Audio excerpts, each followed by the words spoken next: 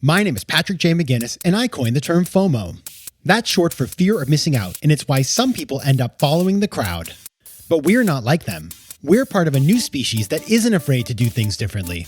I call us FOMO Sapiens. And this is the show where you'll meet people like us, phenomenal FOMO Sapiens, to learn how they find the courage and the ideas to live exceptional lives. FOMO. FOMO. Welcome back to FOMO Sapiens, the show for people who don't just follow the crowd, but instead take their own path to success in business and in life. I'm your host, Patrick J. McGinnis, venture capitalist by day, author and podcaster by night, and FOMO Sapiens 24/7. Now, season 8 is coming to a close. We've been talking to bold thinkers, and we're just keeping it going, like amping it up as we get towards the end of the year. Today, I'm talking to, I think, somebody who's really just the creativity part is the specialist part, the most special part, I guess would be correct English. And he's building what I would argue is among the most creative clothing brands on the planet. His name is Steve Tidball, and he is the co-founder of Vollebak with his brother, Nick.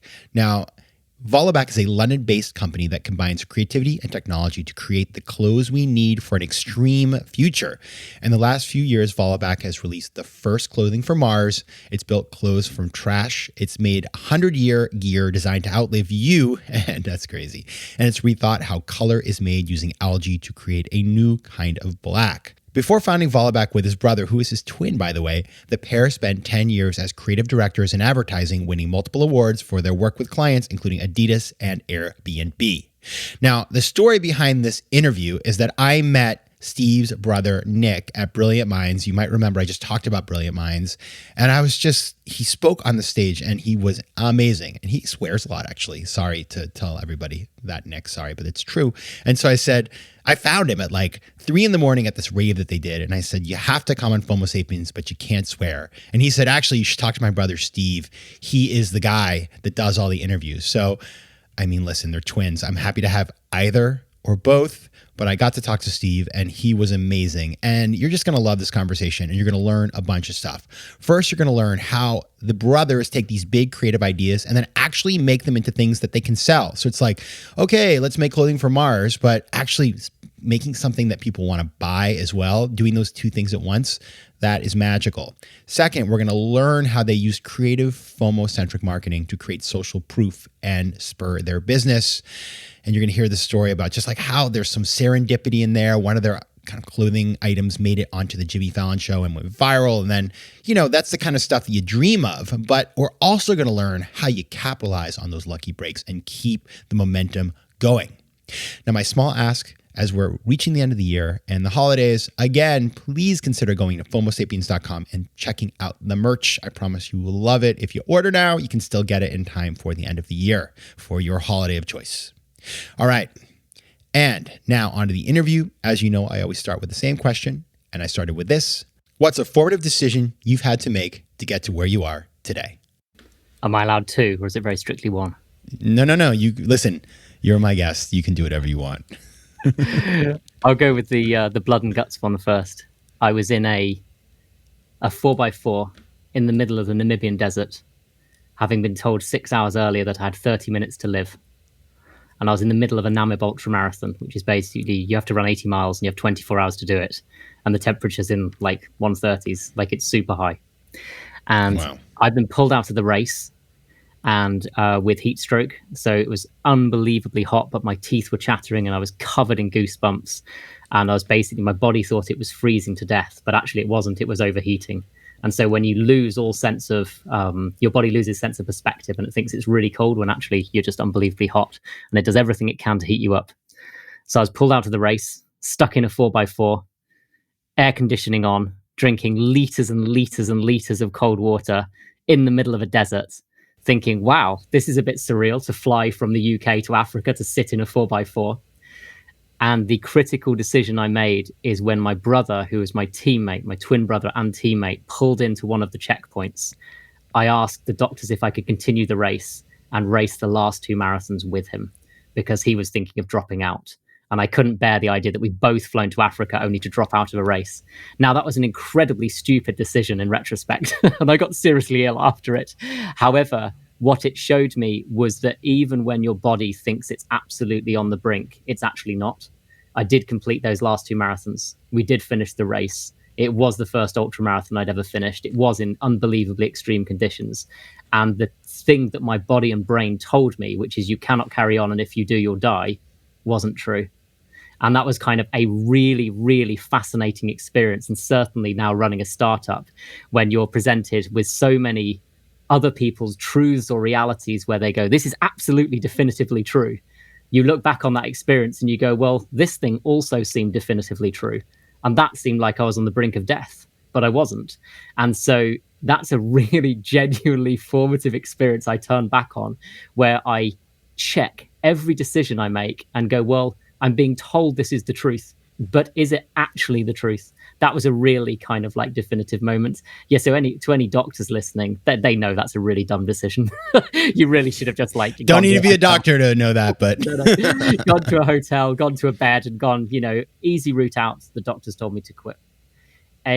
Another decision, far less kind of life and death, was my brother and I, before we ran our company, we had what you describe as relatively cushy jobs in advertising. We worked for one of the biggest agencies in the world, a company called Chiat Day.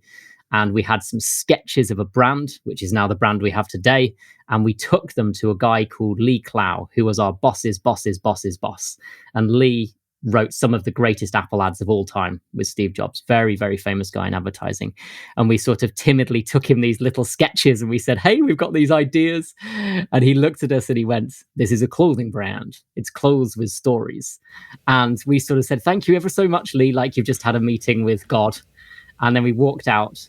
And then we didn't act on that for another year. And that's kind of like a really insane decision, because we should have acted on that straight away. You've got one of the smartest people in advertising of all time, who's run some of the biggest brands of all time, saying, this is what you should be doing. And we sat on that for a year. And eventually we did make the right decision. We thought, hey, this guy probably knows what he's doing. Like, he wrote the 1984 Apple ad. He did Dancing People. Like, he knows what he's doing. And it took us a year to act on that. So in the Namibian desert, I acted far too fast and very rashly. And back in advertising world, I acted far too slowly. Those are the two definitive things that have changed my life, though, because one led us to start the company, and the other led me to understand that when people tell you the company's dead or wrong or heading in the wrong direction, it might not be true. It might just be their opinion. And at the same time, what I take from the Namibia story too, and whether it's sports or whether it's business, is that the people who, there's a class of people out there. I have this friend who's done a bunch of he did like 7 marathons in 7 days or something crazy like that. Yeah. And the reason why I've always believed, and he's told me this, he's like, my pain threshold is so much higher. And I see this with entrepreneurs when you're working and it's crazy and it's stressful. It's like there are certain people who they could put their hand on a flame and hold it there for a minute and a half and their arm would be gone. Like, and some people who just aren't going to do that. And I'm not saying that the person who doesn't feel the pain is going to have a better life or a longer life. Probably not, actually. But will they succeed in a different kind of way? Probably. And so it's just worth thinking about the trade-offs you're making for your, health, wealth, and all the other things, right? Well, the way I try and think about it, and it's not the most glamorous animal in the world, is I try to be a cockroach. I just try to be absolutely unkillable. Because like if you come out of the side of bad things alive, great, you can still compete. But if you're dead, you can't compete anymore. So that's a kind of like guiding philosophy, is be a bit more cockroach. You'd love New York City then. So I want to talk about this business because as I was reading up on you, so you have invented a solar charged jacket that was the Time Magazine Best Inventions list. You made it on that list. A graphene jacket that was a finalist for Fast Company's Innovation by Design Awards. A plant and algae t-shirt, full metal jacket t-shirt, garbage sweater. You got this new sort of Mars jacket that is designed to go to Mars. 2 years of R&D. First of all, before we get into the how, just like how do you make these things? How do you come up with the ideas? I mean, obviously you are into extreme athletics, so that forms part of it. But where do these come from? I think I'm just accidentally a sci-fi writer who's fallen into clothing. What we think a lot about is we basically think it all starts from a really simple perspective. We were lucky enough. We worked in advertising for a long time. I worked in companies like Adidas, and what I was really fascinated by is everyone is very, very clearly thinking about the next season in order to answer into shareholders or stock exchange or whatever it is, and they're not thinking about the next century. And I just thought, wouldn't it be really funny if like all of our ideas thought about what does the next century look like? And I thought if you do that, probably the next season looks after itself. And ultimately, like your place on the stock exchange, if you have a float, will look after itself. If we just focus on the next century. And then once you've made that logical jump, you simply have to ask yourself, what does the next century look like? And well, what it looks like is it looks like a world of extreme climate change, resource scarcity, space colonization, diseases traveling around the world really, really quickly. And once you've got that, then you know what you need to design clothes for. Whereas if you go, if I run a focus group in New York tomorrow with guys who are 25 to 45, do they like red or blue? Like I'm going to get a set answer, right? And from year to year, it's going to change. And maybe green is cool and maybe red is cool and maybe Gore-Tex is cool. But we start with what's the future going to look like? And then we just simply think, how do we design against it? And often that will involve chatting to like really, really cool friends, like, astronauts or like special forces guys or people who live really extreme lives. And you go, what are you thinking? What do you need? If you were to face this challenge, what would you want? And a lot of it is just being a magpie on the internet. You take loads of different bits of the future and you try and combine them together. And so sometimes you make quite small jumps, right? So a small jump, interestingly, is the Mars jacket that we built. And like, it's not a giant leap to go when you start sending fairly untrained people into space, which will eventually happen because you're going to have to send up architects and developers and designers. It's not going to be astronauts forever if we're going to really build a colonized space. They're going to start throwing up. Like this is what happens because your vestibular system goes haywire as soon as you encounter a lack of gravity, and you suddenly don't have people who've trained in Russia for 20 years going into space. You have relatively normal people, and so those relatively normal people are going to have normal challenges. They're not going to be able to get to sleep. They're going to feel really sick. They're going to want to feel really comfortable. And so we just sort of start to think through the kind of questions a child would think through, where you go, what are you going to have to do here? And then the trick is aligning those with some of the world's most cutting edge materials, where you go, okay, what's the most cutting edge material that could deal with this? Or what's a really funny concept? And I suppose the other way we think about it is like, we kind of think in cartoons. We go like, if you could draw a cartoon of your idea, it's probably quite good. And if you can't, it's probably too complicated. So if you were to draw a cartoon of our Mars jacket, which comes with a 3D printed vomit pocket, which you can unscrew, and then inside is a vomit bag, which is a Ziploc bright orange vomit bag for you to throw up in and then put back in the pocket. Like you have Gary Larson, don't you? Gary Larson's American. Like it's a Larson cartoon. It's just a really, really silly gag that any 10-year-old child could draw. So I suppose we try and align sci-fi conceptual thinking about the future with a cartoon a kid could draw. And if you can do that, then you probably have quite an interesting idea. So even like when we built the solar charged jacket, it's a material that can store and re-emit light. So light from your iPhone, light from sunlight, your Tesla headlights, whatever it is, it can store and re-emit that. Like, we're kids. On the back of it, we write "kick me" and then we put it on someone else. Like we do silly stuff with it. So one of my favorite things is like high technology with like silly things done on it. So that's how we do it. We think very concretely about what the future is going to look like, and then we backfill design into that. FOMO. Nobody's ever going to forget any of these products, right? These are so memorable, and they're kind of things that you want to own. I'd like to say that you're a master of FOMO. It's quite clear. But at the same time, you are running a business. So I guess, is it accurate to say that you are painting this picture of like, this product is going to be for Mars? But guess what? Today, you can also wear it when you go to Stade on your ski vacation, or you go to New York City in the middle of February and it's really cold. Like, does there have to be a present, practical, accessible application as well that people can still buy the product for today? Yeah. So we think about it in two ways, because obviously there's like a bunch of products where like we know realistically that the first Mars jacket we make, like, is that going to go to Mars? Well, humans aren't really going to get there for 30 years. Is that jacket going to be the thing that makes it? Probably not. But like, if we make iteration 1 now, iteration 30 probably will. I genuinely think will be. Some of the things we're working on behind the scenes are really, really far advanced. And so I think we have to stand a fair chance because we'll be ahead of everyone else. But you're absolutely right. Lots and lots of our stuff simply has to have earthly applications. So the way we think about it, though, is life on Earth is becoming more extreme. So if you think about it, the kind of things that like adventurers and explorers used to go and seek out are the kind of things that lots of people experience today, whether it's floods or fires or the isolation people got from COVID. Living conditions are kind of getting really extreme and really unpredictable. So yes, for Earth, we make all sorts of things. So we make kind of like our 100-year range, which is designed to outlive you. We make a range out of garbage because the idea is like you should be able to make things out of materials that have already been thrown away. We make like equator gear for incredibly hot weather. So we look at like bits of Earth that we think are going to be representative of more of Earth, like the equator, which is like super, super hot and super wet. And it's most likely that large parts of the world are going to become like that. So we then design equator gear, which is designed for those kind of conditions that can then be worn anywhere it's hot. Or another example would be like our waterfall proof range. And so one of the things that's, increasing is these megastorms.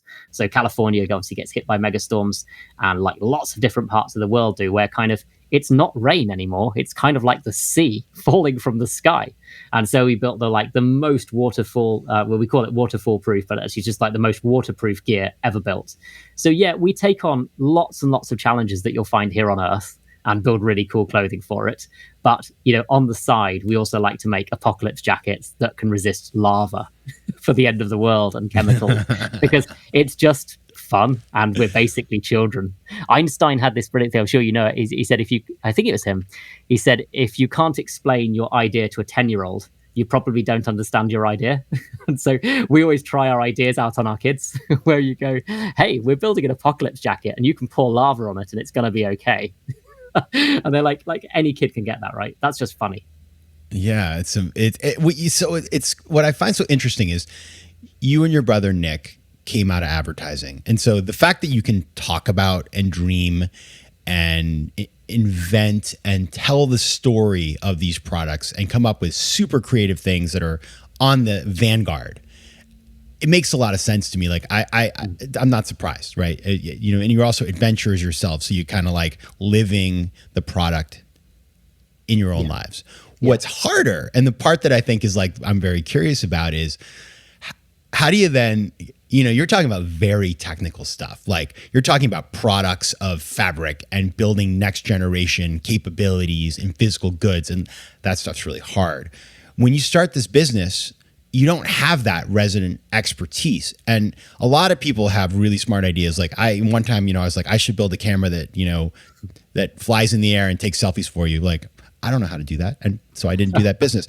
How did you, by the way, it's a terrible example and nobody should build that business. But anyway, how did you get it right on the product side? Or maybe, did you have times when you just completely just messed everything up? Well, the killer ingredient for us was absolute naivety. And that was the thing that really enabled us to start the business, because we were simply so naive, we didn't know not to. And I think along with bringing in highly technical people, which I'll talk about in a minute, it was the naivety that got us through. At no point did we think, hang on a minute, if this hasn't been cracked by Nike or Adidas, maybe we can't do it. We just thought, yeah, we'll have a go at that. And I think because we approached it so laterally, that was really incredibly helpful for us.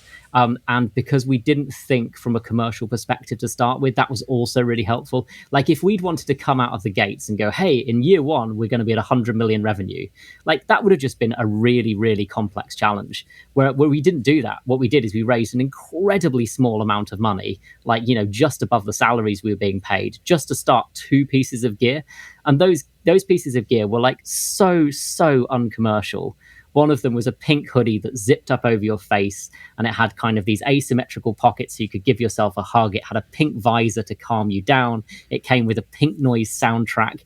And John Glazer took it onto the Jimmy Fallon show just out of, we didn't even know John, we didn't know Jimmy. It just happened but it happened because it looked so weird. It was just so different. And what we saw, but like we didn't have anything like your listeners that run companies. Like we didn't have like SEO. We barely had a website. Like we had no link to the Jimmy Fallon show. There's no way of people kind of like, it wasn't like orders could go through the roof that day because no one could find us. And so a huge amount of naivety was the key ingredient at the start, and just approaching things really laterally. So what I could do is I did know how to do more interesting research. I knew how to research, okay, kind of there's this color pink and prison cells were painted in that pink. And hey, this seems to be this thing about pink noise relaxing you, whereas white noise is used to torture. If I can combine these things, then I can make something really interesting. And I can make a piece of clothing that interacts with your parasympathetic nervous system. And that's just like a really weird bunch of ideas. But what it didn't require is any crazy specialist material knowledge. Now, for the first few years, I did rely on a couple of people. I brought a couple of clothing people really close into the business. I gave them some shares. I asked them to help us. And they were from some very, very big, cool brands. And they were just like wonderful mentors and guide rails to make sure that we didn't just mess everything up. But a lot of it was based on a huge amount of hard work and our own research, because we didn't have enough money to like put in a 10-person team to start making clothing. So we relied on the goodwill of some factories we went to talk to, some really cutting edge factories, where we just went in with a deck, just like we would have done in advertising. It's like, hey, we're trying to build the future.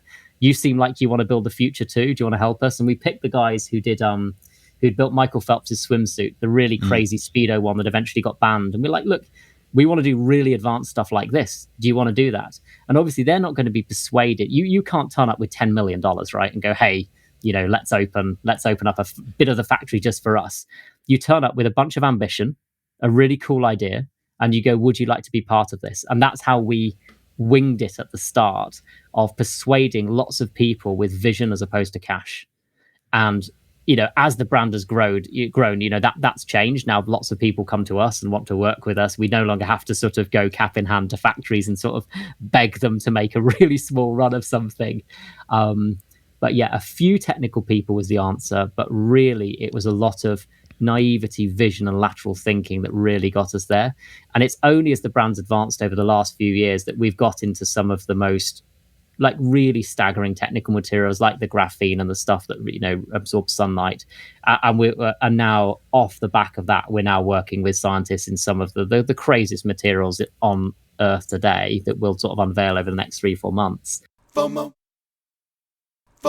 It's important to note, you just said something that may not be obvious to a lot of people, but you had the humility to go to the people you wanted to work with and pitch them your dream, even though you were going to be paying them money. I think that right there, a lot of people, when they start that process, even though they're kind of an up and comer, nobody knows who they are, you think you're just going to make those calls, you're going to get those calls back. No, like you have to give an example of, you have to sell the dream, you have to create the FOMO, you have to give social proof, like we're credible people. We're not just like rolling in off the street. We actually are. We're going to pay our bills. We're going to build something interesting. We're going to be your partner. And having that humility is the way you get your foot in the door, because people have options, right? And so you've got to convince them like they're not wasting their time with you. Now, I want to ask you about this Jimmy Fallon thing, because I've heard these stories before. You always hear about a business. They get this like unexpected media moment. And I'm curious, and people just think, okay, you're made from then on. It's like there was the day before and the day after. But it can be a sugar high too. How were you able to really capitalize on that? And if so, how did you do that? Or was it just like an awesome moment of validation, but you still kind of had to go back to the grindstone the next day? Well, it's kind of a bit of both. So certainly because it happened so early in the business. I mean, literally 2 months in.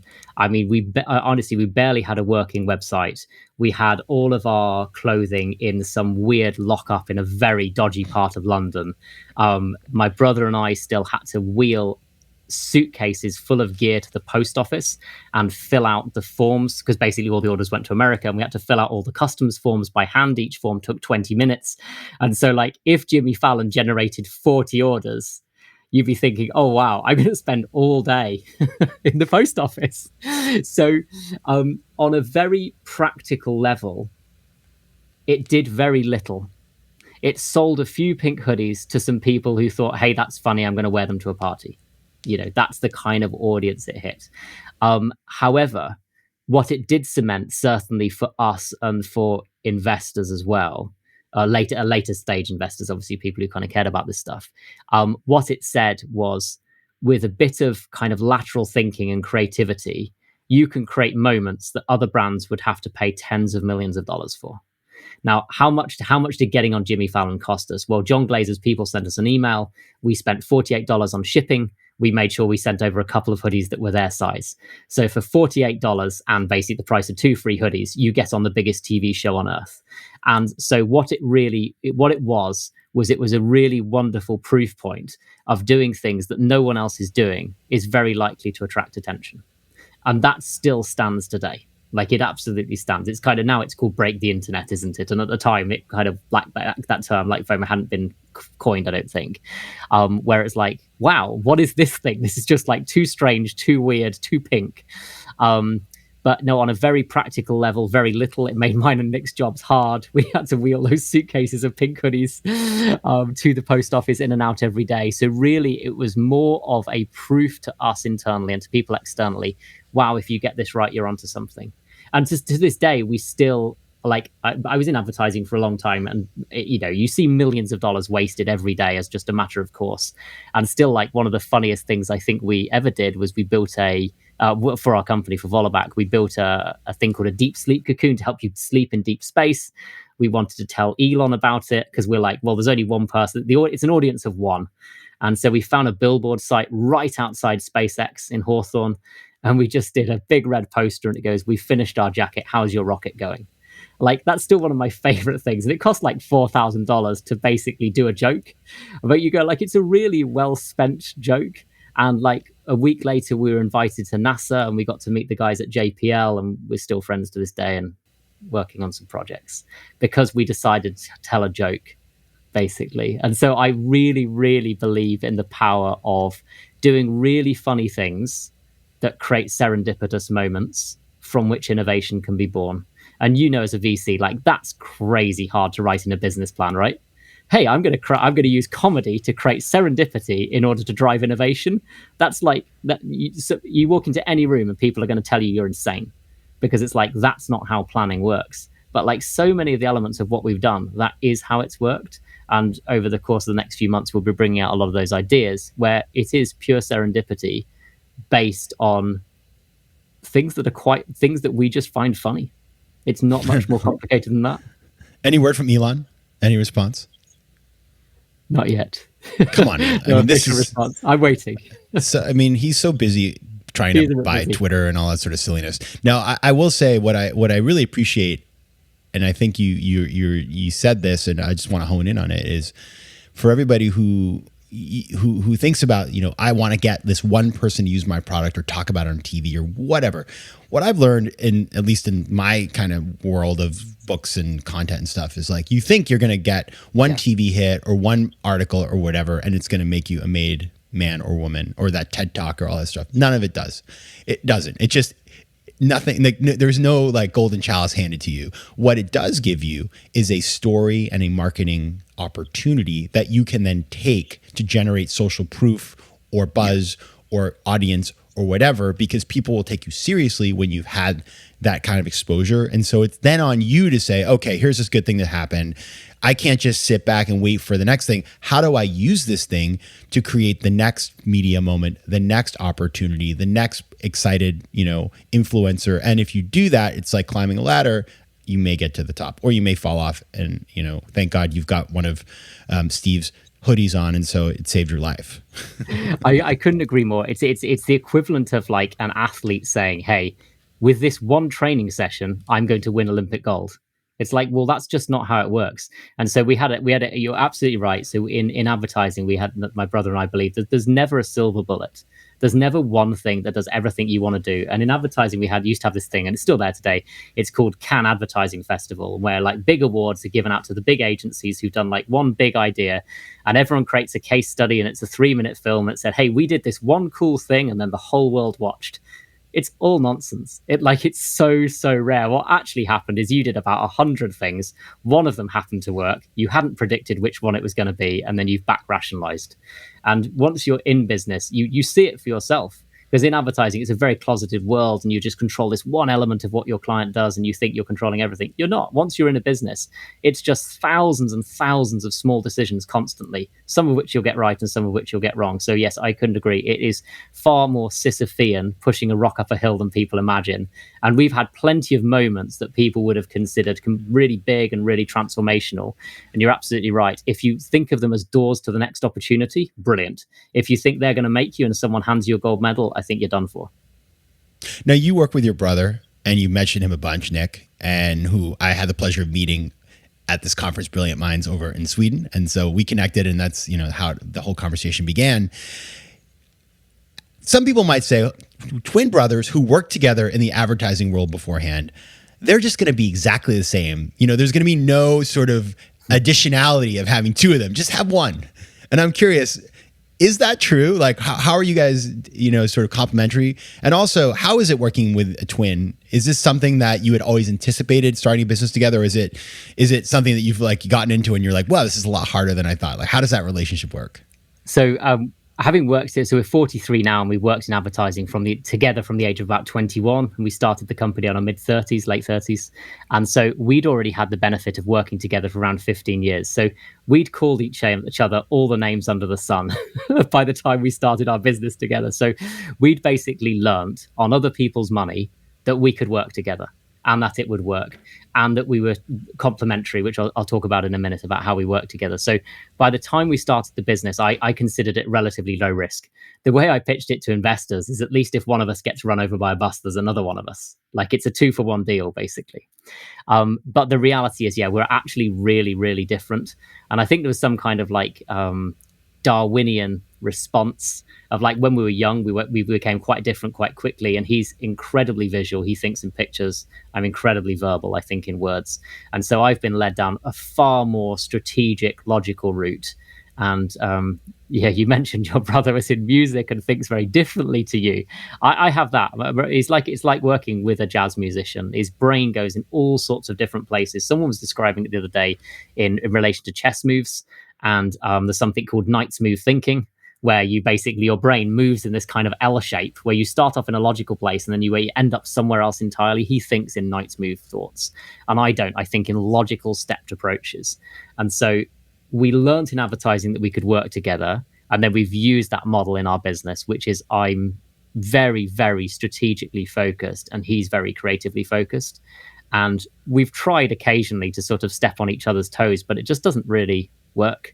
And we're quite strict now with how we work. But the beauty was learning on other people's time and other people's money. I think if we'd gone and started a business together from scratch, having never worked together, I would consider that pretty high risk. But we'd kind of proved it out. We'd kind of gone, look, hey, we have a 15-year working relationship and we haven't killed each other yet. There's always time for that. All right. The company is Vollebak. You can find out more at vollebak.com. That's VOLLEBAK.com. You can also find them on socials at Vollebak. Steve Tidball, CEO and co-founder of Vollebak, thank you so much for being here. Thank you, Patrick. It was great fun. FOMO. If you like today's show, please be sure to rate it and recommend it to your friends. And as always, you can find me on Instagram at Patrick J. McGinnis, on Twitter at PJ McGinnis, and on the web at FOMOSapiens.com or PatrickMcGinnis.com, where you can get all kinds of free resources to live a more decisive and entrepreneurial life. FOMO Sapiens is recorded in New York City. Theme music is by Mike McGinnis, and editing and post-production is by Josh Elstro. If you like today's show, please be sure to rate it and recommend it to your friends. And as always, you can find me at FOMOSapiens.com and at PatrickMcGinnis.com. To advertise on FOMO Sapiens, reach out to contact@FOMOSapiens.com. FOMO.